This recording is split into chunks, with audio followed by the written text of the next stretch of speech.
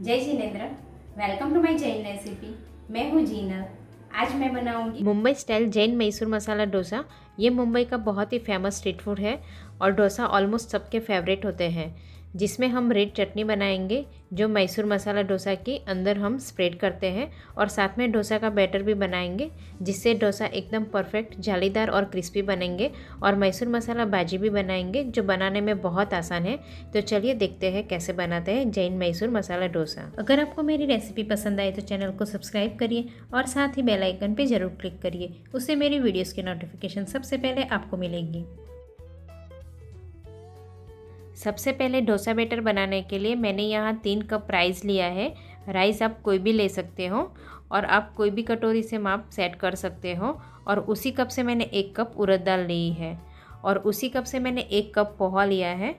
पोहा आप आधा cup add करेंगे तो भी चलेगा, पर पोहा ज़रूर ऐड कीजिए जिससे बैटर में फर्मेंटेशन जल्दी आएगा। और 1 टेबलस्पून चना दाल ली है जिससे डोसा क्रिस्पी तो बनेंगे, साथ में डोसा का कलर भी अच्छा आएगा। और आधी टीस्पून मेथी दाना लिया है। अब राइस को 3 से 4 बार अच्छे से वॉश कर लेंगे और उड़द दाल को भी वॉश कर लेंगे। उड़द दाल में ही चना दाल और मेथी दाना डाल के मिक्स करके साथ में ही वॉश कर देंगे। और पोहा को जब हम दाल और राइस ग्राइंड करेंगे तब वॉश करके ऐड करेंगे। दाल और चावल को मैंने वॉश कर दिया है। अब दोनों को 4 घंटे के लिए भीगने देंगे। देखिए दाल भीग गई है और राइस भी भीग गए हैं। और ये पोहा को 2 से 3 बार वॉश करके आधा कप पानी डाल के 10 से 15 मिनट के लिए भिगो दिए थे, जिससे पोहा फूल के एकदम सॉफ्ट हो गए हैं। अब मिक्सर जार में भिगाए हुए पोहा डाल देंगे और साथ में भिगोई हुई उड़द दाल, चना दाल और मेथी दाना डाल के आधा कप पानी डालकर ग्राइंड करेंगे। अब ग्राइंड करने के बाद बैटर को एक स्टील के डिब्बे में डाल देंगे। दाल ग्राइंड करने वक्त मैंने और आधा कप पानी डालकर ग्राइंड किया था। और दाल को इस तरह फाइन ग्राइंड करना है और कोई भी स्टील के डिब्बे में डाल सकते हो जो हम अच्छे से बंद कर सके। अब इसी मिक्सर जार में राइस डालकर राइस को भी ग्राइंड कर देंगे। राइस को हम पानी के साथ ही ग्राइंड करेंगे। ये आधा कप जितना पानी है, इसे भी हम एकदम फाइन ग्राइंड करेंगे। अब ग्राइंड किया हुआ राइस को भी पिसी हुई दाल में ऐड करेंगे और इसे अच्छे से फेंटते हुए मिक्स करेंगे। अब मिक्स करने के बाद आप देख सकते हो बैटर की कंसिस्टेंसी। टोटल मैंने यहाँ 1.5 से 2 कप पानी का यूज़ किया है। डोसा बनाने के लिए बैटर एकदम परफेक्ट है। इससे ज़्यादा पतला बैटर नहीं करना है, नहीं तो डोसा अच्छा नहीं बनेगा और फर्मेंटेशन भी जल्दी नहीं आएगा। अब इसमें 1 टीस्पून नमक डाल के अच्छे से मिक्स कर देंगे। इससे ज़्यादा नमक नहीं डालेंगे, थोड़ा सा नमक डालने से फर्मेंटेशन जल्दी आता है। अब आप देख सकते हो कि डिब्बे में बैटर कहाँ तक है। अब डिब्बा अच्छे से बंद करके डिब्बा को धूप में या कोई कपबोर्ड में बंद जगह हो वैसी जगह पर रख के 7 से 8 घंटे के लिए फर्मेंटेशन के लिए रख देंगे। अब हम मैसूर मसाला डोसा के अंदर जो रेड चटनी स्प्रेड करते हैं वो बनाएंगे। उसके लिए कढ़ाई में 1 टीस्पून ऑयल डाल के ऑयल को गर्म कर लेंगे। अब इसमें 1 टेबलस्पून सफ़ेद तेल डाल देंगे, 1 टीस्पून उड़द दाल, 5 से 6 सूखी कश्मीरी लाल मिर्च, 10 से 12 करी पत्ते डालकर स्लो फ्लेम पे उड़द दाल हल्की ब्राउन होने तक रोस्ट करेंगे।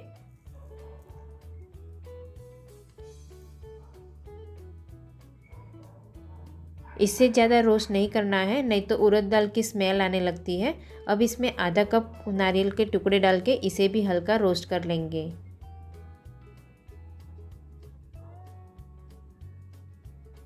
अब सब रोस्ट हो चुका है तो इसे हम ठंडा कर लेंगे और ठंडा होने के बाद छोटे मिक्सर बाउल में डाल देंगे।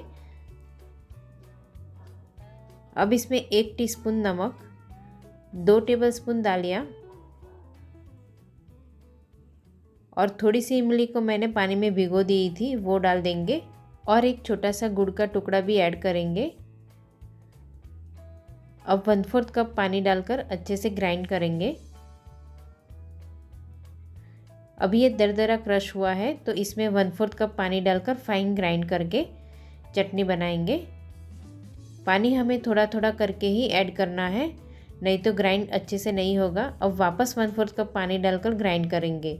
जिससे चटनी डोसा पे अच्छे से स्प्रेड कर सके। चटनी ग्राइंड करके बाउल में निकाल दी है और चटनी की कंसिस्टेंसी आप देख सकते हो। इससे ज़्यादा पतली होगी तो डोसा बनाने वक्त डोसा सॉगी हो जाएगा और कड़क होगी तो चटनी डोसा पे अच्छे से स्प्रेड नहीं कर पाएंगे। अब इसे हम साइड में रख देंगे और कच्चे केले की भाजी बनाएंगे। उसके लिए पैन में 1 टेबलस्पून ऑयल डाल देंगे। अब ऑयल गर्म हो जाने के बाद 1 टीस्पून उड़द दाल डाल के थोड़ी रोस्ट कर लेंगे और गैस की फ्लेम मीडियम रखेंगे। अब इसमें आधी टीस्पून राई डाल के राई को चटकने देंगे और राई चटक जाने के बाद 1 कटी हुई हरी मिर्ची के टुकड़े डाल देंगे, 10 से 12 करी पत्ते, 1 टेबलस्पून दालिया और 1/4 टीस्पून हींग डालकर सब रोस्ट कर लेंगे।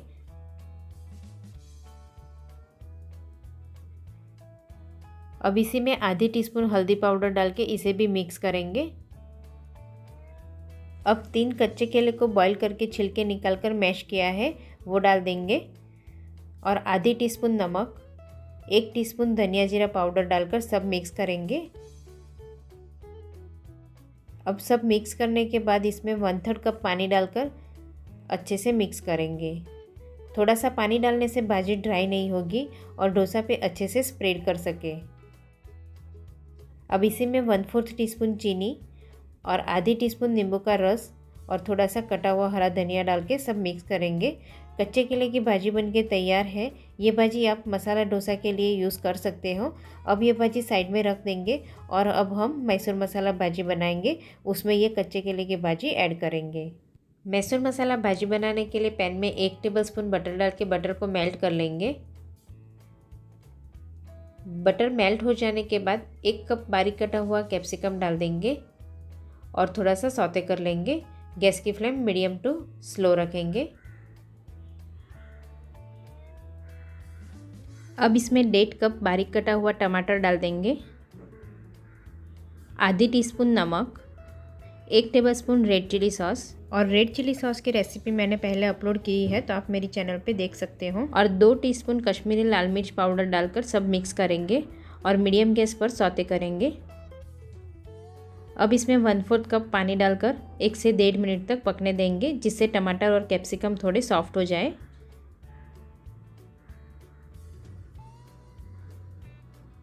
देखिए टमाटर और कैप्सिकम थोड़े सॉफ्ट हो गए हैं। अब इसमें आधा कप पतली और लंबी कटी हुई कैबेज डाल के सब मिक्स करके 1 से 1.5 मिनट तक सौते करेंगे। कैबेज को हमने बाद में ऐड किया है क्योंकि कैबेज में हल्का क्रंची रहे। कैबेज सौते करने के बाद इसमें 1 कप कच्चे केले की भाजी जो हमने अभी बनाई थी वो ऐड करेंगे। अगर ये मसाला थोड़ा थिक हो जाता है तो 1 से 2 चम्मच पानी डालकर कंसिस्टेंसी एडजस्ट कर सकते हो। अब सब मिक्स करके 1.5 से 2 मिनट तक पकने देंगे। अब इसमें थोड़ा सा हरा धनिया डालकर मिक्स करके गैस बंद कर देंगे और हमारी मैसूर मसाला भाजी बनके तैयार है। अब 7 से 8 घंटे के बाद बैटर चेक कर लेंगे। देखिए बैटर फर्मेंट होने के बाद बैटर कितना फूल गया है और फर्मेंट होने के बाद बैटर थोड़ा थिक भी हो जाता है। मैं आपको पास से भी दिखा रही हूँ बैटर कितना अच्छे से फर्मेंट हुआ है और बैटर की फाइनल कंसिस्टेंसी भी आप देख सकते हो। डोसा बनाने के लिए बैटर एकदम परफेक्ट है। अगर बैटर थोड़ा थिक हो जाता है तो थोड़ा पानी ऐड कर सकते हो, पर हो सके तब तक बैटर को फर्मेंटेशन के लिए रखने से पहले ही कंसिस्टेंसी एडजस्ट करके रखिए क्योंकि बाद में पानी ऐड करने से फर्मेंट हुआ बैटर थोड़ा बैठ जाता है। अब हम डोसा बनाएंगे। उसके लिए नॉनस्टिक डोसा पैन को पहले ही गर्म करने रख दिया था। पैन अच्छे से गर्म हो जाने के बाद एक गीले कपड़े से पैन को पोंछ लेंगे जिससे पैन का टेम्परेचर नॉर्मल हो जाए। अब बैटर डालकर स्प्रेड करेंगे। मैं कटोरी से स्प्रेड कर रही हूँ, आप चाहे तो गोल चम्मच से भी स्प्रेड कर सकते हो। देखिए कितना जालीदार डोसा बना है। अब डोसा ऊपर से थोड़ा ड्राई हो जाने के बाद थोड़ा सा बटर स्प्रेड करेंगे। आप चाहे तो ऑयल या घी भी स्प्रेड कर सकते हो। अब 1.5 से 2 टेबलस्पून जो हमने रेड चटनी बनाई थी वो डालकर स्प्रेड करेंगे। इसी से डोसा का कलर और टेस्ट दोनों आएगा। अब अच्छे से हमने स्प्रेड कर दिया है। अब जो हमने मैसूर मसाला भाजी बनाई थी उसमें से थोड़ी भाजी डालकर पूरा डोसा में स्प्रेड करेंगे। ये भाजी आप अपने हिसाब से कम ज़्यादा डाल सकते हो। अब अच्छे से स्प्रेड हो जाने के बाद थोड़ी सी धनिया पत्ती डाल देंगे और स्लो टू मीडियम गैस पर पकने देंगे। अब मैसूर मसाला डोसा बनकर रेडी है। तो इसे हम इस तरह फोल्ड करके सर्विंग प्लेट में सर्व करेंगे।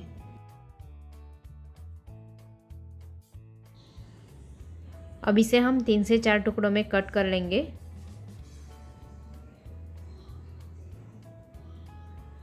देखिए कितना अच्छा दिख रहा है, उतना ही खाने में भी टेस्टी है। अब मैं आपको एक दूसरा डोसा स्प्रेड करके दिखा रही हूँ। डोसा स्प्रेड करने के बाद बटर लगा देंगे, फिर रेड चटनी स्प्रेड करेंगे और रेड चटनी स्प्रेड हो जाने के बाद मैसूर मसाला भाजी डाल के इसे भी हम अच्छे से स्प्रेड कर देंगे और ऊपर थोड़ा सा हरा धनिया डालकर इस तरह फोल्ड करके सर्व करेंगे। फोल्ड करने से ही पता चल जाता है कि डोसा कितना क्रिस्पी बना है।